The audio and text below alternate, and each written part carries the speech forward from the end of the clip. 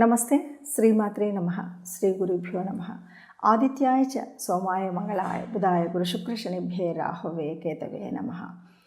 జపాకుసుమ సంకాశం కాశ్యపేయం మహాధృతిం తమోరిం సర్వపాపగ్నం ప్రణతోస్మి దివాకరం. దివాకరుడి అంటే ఉన్నటువంటి మన గ్రహాలన్నీ కూడా ఆ భానుడి ఆధిపత్యంలో ఉంటూ ఉంటాయి. మరి గ్రహ శాంతి కావాలన్నా, గ్రహాల యొక్క తత్వం తెలియాలన్నా, మనం ఏ రాశిలో ఉన్నా, ఏ రాశిలో జన్మించినా కూడా మనకు ఈ గ్రహాల యొక్క అనుకూలత ఉండాలి. అలా అనుకూలత ఉంటే మనకున్నటువంటి అంటే గోచార రీత్యా కానీ, జన్మజాతకం రీత్యా కానీ ఉన్నటువంటి లోపాలు ఏదైనా ఉన్నా ఈ గ్రహాల అనుకూలతను సాధించడం కోసం మనం చేసేటువంటి ఉపాసన కానివ్వండి, లేకపోతే గ్రహ ఆరాధన కానివ్వండి, దీనివల్ల మనకు సానుకూలత లభిస్తుంది. ఇలా మనం ఈ సానుకూలతను పొందుతూనే ఒక్కొక్క రాశిలో ఉన్నటువంటి లక్షణాలు ఎలా ఉంటాయి, ఆ లక్షణాలు ఉన్నటువంటి వారు మరి ఎలా తమకున్నటువంటి చిరు దోషాలు పోవడానికి ఏం చేయాలి అని చెప్పుకుంటూ పోదాం. కర్కాటక రాశి. కర్కాటకం అనగానే ఇది భచక్రంలో 4వ రాశి. మనకు తెలుగులో చెప్పాలి అంటే ఎండ్రికాయ అంటారు కదా, అది అంటే దాని తత్వం ఎలా ఉంటుందో ఈ మనుషుల తత్వం చాలా అలాగే ఉంటుంది. బాగా బిడియపడుతూ ఉంటారు, ఏది చూసినా భయపడుతూ ఉంటారు. ఏది చెప్పాలన్నా మనం చూస్తూ ఉంటాం నది ఒడ్డులో కానీ అవి కానీ నడుస్తూ ఉంటే చాలా భయపడుతూ తడబడుతూ భయపడి చిన్న చప్పుడు కాగానే లోపలికి వెళ్ళడం ఏదైతే ఉందో ఇవి కర్కాటక రాశిలో ఉన్నటువంటి వాళ్ళ లక్షణాలు అన్నమాట. చక్కగా అంటే వాళ్ళకి ఎలా అంటే తెలివి లేదంటే చక్కటి తెలివి ఉంటుంది, ఏదైనా స్పష్టంగా ఉంటుంది, ఇది చేయగలుగుతామనేది ఉంటుంది. కానీ భయం ఎక్కువ, ప్రతి పనిలో కూడా భయపడుతూ ఉంటారు. ఆ భయం ఏంటంటే ఏమో సక్సెస్ అవ్వకపోతే ఎట్లాగా, ఇది అవుతుందా అవ్వదా, ఇది ఏం చేయాలి, ఇంకేదన్నా ఇలాంటి భయంతో మాత్రం ఉంటారు. కానీ మొదలు పెట్టే వరకు ఎంత భయం ఉంటుందో, మొదలు పెడితే మాత్రం తప్పకుండా ఆ పని సాధించగలుగుతారు. అంటే మొదలుపెట్టే వరకు కూడా ఒక రకమైనటువంటి భయం ఉంటుందన్నమాట. చేస్తామో చెయ్యమో చేయలేమో, కానీ ఒక్కసారి తలుచుకుంటే మాత్రం నిజంగా చేయగలిగినటువంటిది ఎంత ఇది కాదు అనుకున్నటువంటిదైనా ఎంత మొండిగా అయినా దాన్ని పూర్తి చేయగలుగుతారు. అంటే ఆ పని పూర్తిగా ఏ విఘ్నం లేకుండా విజయం సాధించాలి అంటే మళ్ళీ ఈ రాశి వాళ్ళకే అది సాధ్యం. ఇందులో ఉన్నటువంటి వాళ్ళు కూడా చక్కటి అందంతో కూడినటువంటి శరీర సౌష్ఠవం ఉంటుంది, చక్కగా ఉంటారు. వీళ్ళ మాటలు ఆలోచనలు అన్నీ కూడా వాళ్ళ యొక్క భవిష్యత్తుకు ఎలా ఉండాలి ఏంటి అనే విధంగానే వీళ్ళు తీర్చిదిద్దుకుంటారు. అంటే ఉన్నటువంటి వాటిని కూడా స్పష్టంగా నా ఫ్యూచర్ ఏంటి, నేనేం చేయాలి, ఈ ఫ్యూచర్కు నేను ఎలా ఉండాలి అనేటువంటి వాడిని చక్కగా తట్టుకొని గట్టిగా ఇలాగే చేయాలి అనుకొని నిర్ణయించుకొని చేయగలుగుతారు. కాకపోతే కొద్దిగా భయం మాత్రం ఉంటుంది, బెరుకు ఉంటుంది. ఈ భయం వల్ల బెరుకు వల్ల నిజానికి వీళ్ళు చాలా అంటే కుటుంబంలో కూడా అమ్మా నాన్నకి మంచి విలువనిచ్చి కుటుంబ గౌరవాల్ని కూడా ఇష్టపడేటువంటి వారుగా ఉంటారు.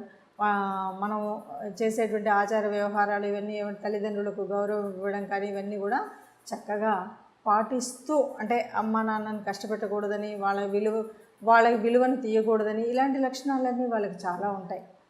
వాళ్ళు చెప్పినటువంటి మాట వినాలి అనేటువంటి భావన ఉంటుంది, చక్కటి ప్రణాళిక ఉంటుంది.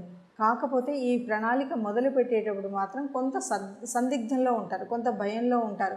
ఇప్పుడు చేస్తే మంచిదా, తర్వాత చేస్తే మంచిదా, అట్లాగా ఒక చిన్నదానికి అయ్యో మొన్న వాళ్ళకి ఏదో ఇలా చేస్తుంటే ఇలా అయిందంట, ఇది చేయొచ్చో చేయకూడదు, నేను ఇప్పుడు మొదలు పెట్టచ్చో మొదలు పెట్టకూడదు అని ప్రతి పనిలో అంటే ఒక చిన్న ఉద్యోగ ప్రయత్నం కానీ, ఇంకేదైనా మనం చేసేటువంటి వ్యాపారం కానీ, లేదు మన ఇంట్లో చిన్న చిన్న మార్పులు చేసుకునే వాటిలో కానీ ఇంకేదైనా సరే అంతే భయం ఉంటుంది. కానీ ఒకసారి మొదలు పెడితే పూర్తిగా ఇంకా కాదు అనేట్టు కాకుండా తిరుగు లేకుండా ముందుకు వెళ్ళగలిగేటువంటి ఒక విజయాన్ని సాధించేటువంటి స్థైర్యం మాత్రం వీళ్ళకు ఉంటుంది.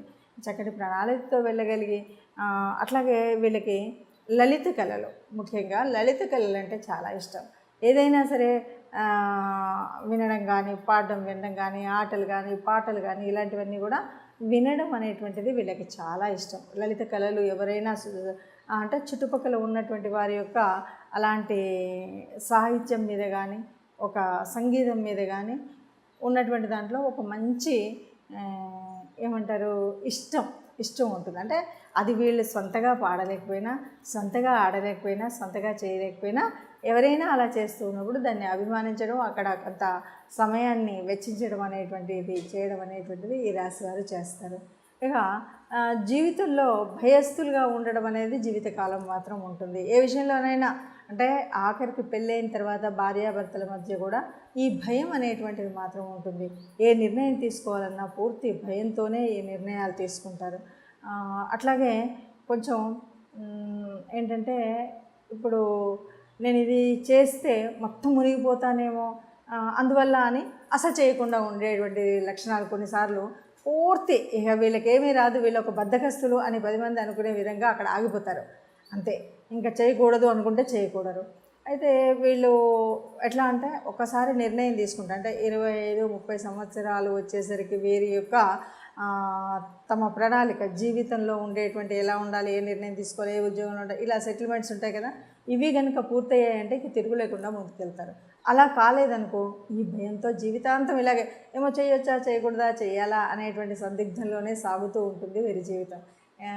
కాబట్టి ఇలాంటి భయాలు ఏవీ లేకుండా ముందుకు వెళ్ళినట్టయితే, అంటే ఇది నేను కూడా చేయగలుగుతాను అనేటువంటి భావన మానసికంగా వీరు తెచ్చుకున్నట్టయితే, దీనికి కావాల్సినటువంటి ధైర్యం తెచ్చుకోవడం, అలాగే మన జాతకంలో ఉన్నటువంటి గ్రహాల యొక్క అనుకూలత కోసం గ్రహ అనుకూలతకు సంబంధించినటువంటి కొన్ని ఏవైనా ఉపాసనలు కానీ ఇలాంటివి చేసినట్టయితే ఈ భయాలు ఏవి లేకుండా కర్కాటక రాశి వారు కూడా చాలా ముందుకు వెళ్ళిపోగలుగుతారు. చాలా ధైర్యంగా కొన్ని పనులు పూర్తి చేసిన వారుగా ఉంటారు. అలాగే వారు అనుకున్నట్టుగా చేయగలరు. అంటే మనం పని చేయడం వేరు, అనుకున్నది అనుకున్నట్టుగా పూర్తి చేయడం అనేది వేరు. అలా వారు అనుకున్నట్టుగా పూర్తి చేయగలిగేయడం అనేటువంటిది వీరు చేయగలుగుతారని చెప్పచ్చు. మనం ఏ రాశిలో పుట్టినా, ఏ నక్షత్రంలో పుట్టినా, ఏదేమన్నా సరే మనకున్నటువంటి అంటే ఈ జన్మ ఇక్కడ తీసుకోవడానికి కొంత గ్రహాల యొక్క అంటే ఆ గ్రహాలు అనుకూలించడం అననుకూలించడం అనే దాని మీద కూడా ఆధారపడి ఉంటుంది. అంటే జన్మజాతకంలో మనకున్నప్పుడు ఎలా ఏ రాశులు ఎక్కడున్నాయి ఏంటి అని చెప్పుకుంటే, మన జన్మ రాశి ఏంటి, ఈ రాశి మరి ఈ రాశిలో ఏ గ్రహాలు ఉన్నాయి, ఈ విషయాలన్నీ దాన్ని బట్టి మనకు కొంత మన యొక్క జీవితంలో ఉండేటువంటి మార్పులు చేర్పులు, మన ఉన్నతి, చదువు, ఆరోగ్యం ఇవన్నీ కనిపిస్తూ ఉంటాయి. ఆహార వ్యవహారాలు, మన పద్ధతి, శైలి, రచనా వ్యాసంగం ఇవన్నీ కూడా ఒక్కొక్క గ్రహం యొక్క అనుకూలతను బట్టి మన యొక్క స్థితిగతులు తెలుస్తాయి. అట్లాగే వివాహ సంబంధమైనటువంటి విషయాలు కానీ, లేకపోతే మన సంతానం గురించి కానీ, వివాహమైన తర్వాత భార్యాభర్తల యొక్క తోడు నీడగా ఇద్దరు కూడా కలిసి ఉండేటువంటి స్థితి, ఇవన్నీ కూడా మనం అవునన్నా కాదన్నా అక్కడెక్కడో ఉన్నటువంటి గ్రహాలు మనం ఈ భూమి మీద అంటే ఉన్నటువంటి మన యొక్క పుట్టకి ఒక కనెక్షన్ ఉంటుంది. ఈ కనెక్షన్ ఉండడం వల్లనే మనం గ్రహ ఆరాధన చేయడం, నవగ్రహ ఆరాధన చేయడం అనేది ఉంటుంది. ఎప్పుడు కూడా దైవానుకూలత ఉండాలి, నవగ్రహ ఆరాధన ఉండాలి. దీనికి అనుకూలమైనటువంటి ఒక్కొక్క గ్రహానికి ఒక్కొక్క అనుకూలమైనటువంటి అంటే మనం చేయవలసినటువంటి తీర్చుకోవాల్సినటువంటి రుణాలు కానీ ఏవైనా ఉన్నా కూడా వాటన్నిటిని తీర్చుకుంటూ మనము ముందుగా అసలు మన రాశి ఏంటి, ఈ రాశిలో పుట్టినటువంటి వాళ్ళ లక్షణాలు ఏంటి, ఈ లక్షణాలు ఉన్నాయి కాబట్టి నేను ఏం చేయాలి, ఈ రాశిలో ఉన్నప్పుడు నా రాశి యొక్క మరి ఇందులో ఉన్నటువంటి నా నక్షత్రం ఏంటి, నక్షత్రానికి అధిదేవత ఎవరు, ఏ గ్రహాన్ని నేను పూజించాలి, ఏ రకమైనటువంటి దాన ధర్మాలు చేయాలి, పితృదేవతలను ఎలా పూజించాలి, ఇలాంటి అనేకమైనటువంటి విషయాలకు మనకు తెలుస్తూ ఉంటాయి. కాబట్టి అవన్నీ చేసుకున్నప్పుడు సుఖ సంతోషాలతో, ఆయురారోగ్యాలతో సంతోషంగా మనకు ఏ రాశిలో పుట్టినా కూడా హాయిగా మేటి రాశి ఈ రాశి అన్నట్టుగా ఉండే విధంగా ఉండగలుగుతాం. ఇలా ఉండాలి అంటే మనం రాశిలో ఎక్కడ పుట్టామో అది భగవత్ అనుకూలంగా మనం ఎప్పుడు పుట్టామో ఏమంటే పూర్వజన్మ సుకృతం వల్ల మనం తీసుకున్నటువంటి జన్మ వల్ల ఏదో ఒక రాశిలో పుడతాం.